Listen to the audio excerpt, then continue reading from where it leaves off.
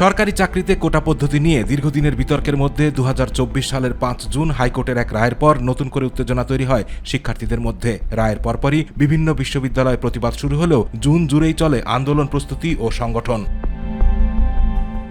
অবশেষে 1 জুলাই দেশের বিভিন্ন বিশ্ববিদ্যালয় ও শিক্ষা প্রতিষ্ঠানে একযোগে কর্মসূচি হয়। ঢাকা বিশ্ববিদ্যালয় সহ বিভিন্ন ক্যাম্পাসে শিক্ষার্থীরা বিক্ষোভ মিছিল, সমাবেশ ও প্রতিবাদ কর্মসূচি পালন করেন। আন্দোলনের মূল দাবি ছিল 2018 সালের কোটা বাতিলের সিদ্ধান্ত বহাল রাখা এবং সরকারি চাকরিতে বৈষম্যমুক্ত সুযোগ নিশ্চিত করা।